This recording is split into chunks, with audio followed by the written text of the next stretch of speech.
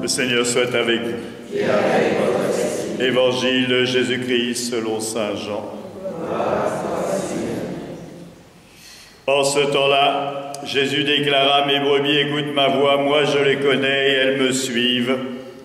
Je leur donne la vie éternelle, jamais elles ne périront et personne ne les arrachera de ma main. Mon Père qui me les a donnés est plus grand que tout. Et personne ne peut les arracher de la main du Père. Le Père et moi sommes un. Acclamons la parole de Dieu. Louange à toi.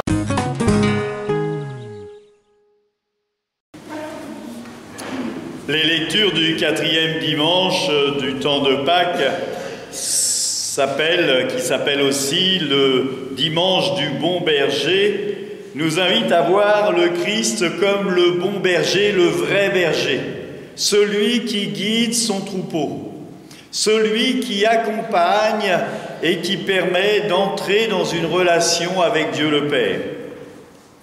Alors, ce que je dis régulièrement, c'est que lorsque je fais des baptêmes, eh bien, les enfants ne vont pas, ou les adultes ne vont pas recevoir le baptême du Père Thierry, et il en est bien heureux.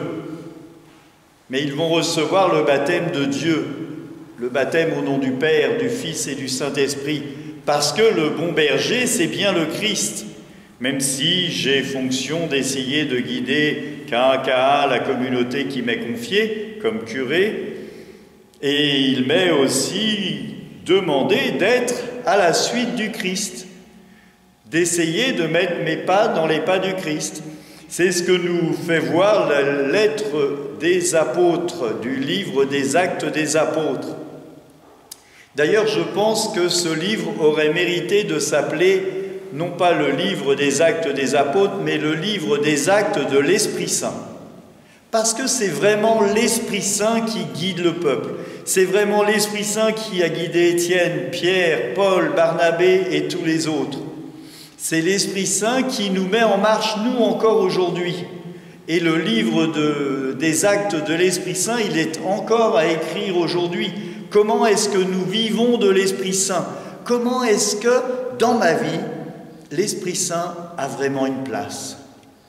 Comment est-ce que je prends le temps de prier lorsque j'ai un bouillonnement intérieur et que je m'énerve pour que l'Esprit Saint vienne apaiser mon cœur, pour que tout se passe facilement? Au regard de ce qui se passe dans la première lecture, nous voyons bien Paul et Barnabé qui essayent d'annoncer la bonne nouvelle, avec des joies, des réussites et avec des difficultés. Et il prévient le peuple qui est autour d'eux: c'est à vous que cela devait être donné, mais vu que vous bouchez vos oreilles, eh bien, cela va être donné à d'autres. Cette parole, elle est toujours d'actualité. C'est à nous que le Christ vient. C'est vers nous que le Christ vient. Mais si nous bouchons nos oreilles, il ira ailleurs. C'est pour ça qu'il faut bien prendre en considération le baptême que j'ai reçu, le baptême que nous avons reçu. Il nous engage. Parfois on me dit: mais alors si j'ai le baptême, c'est quoi qu'est-ce que je vais recevoir? Non, vous allez recevoir le don de l'Esprit, mais ce don de l'Esprit et cette foi que vous allez recevoir, elle nous engage tous à être témoins, non pas pour une unité, mais bien répandre dans les nations, jusqu'aux extrémités de la terre. C'est pour ça qu'il y a des missionnaires. Mais on peut être missionnaire tout en restant dans son village, en étant accueillant, en étant attentif à celui qui a de la peine, en rappelant peut-être qu'il y a la messe ici, dans les clochers, et que l'église est ouverte. Il y a encore quelqu'un qui m'a dit l'autre fois: c'est dommage Marly, l'église est toujours fermée. Ben oui, mais ça fait maintenant plus d'1 an et demi que l'église, elle est ouverte tous les jours. Vous voyez ? Ce qui veut dire qu'on n'est peut-être pas assez témoin de l'amour de Dieu dans notre vie et de la présence de Dieu dans le cœur des autres. Je suis le bon berger. C'est le Christ qui nous parle.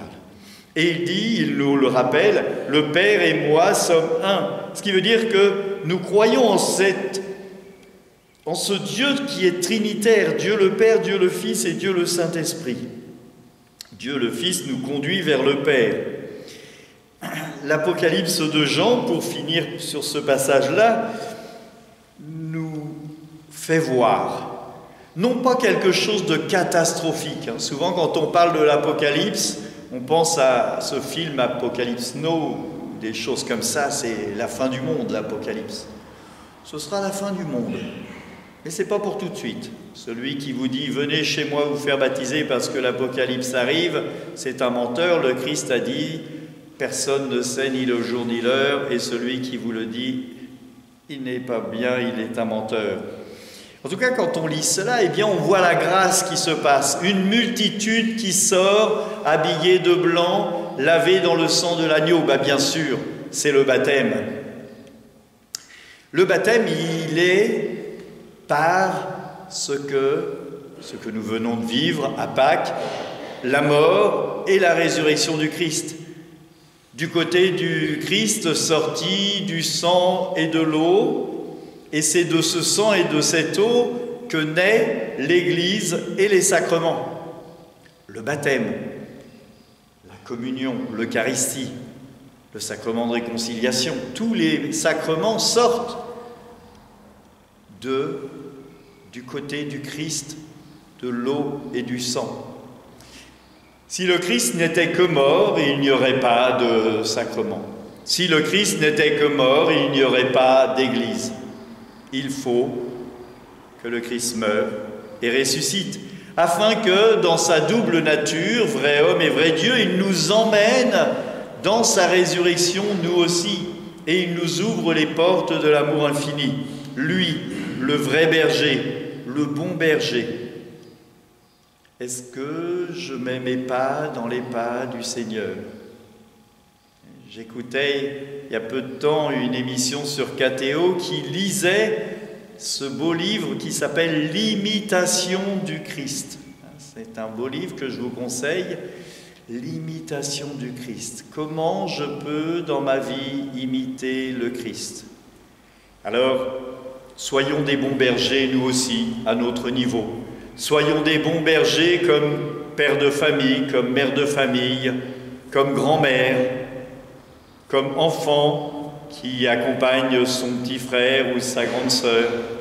Soyons des bons bergers dans notre vie, à l'image du Christ qui, lui, est le vrai berger, le seul berger. Amen.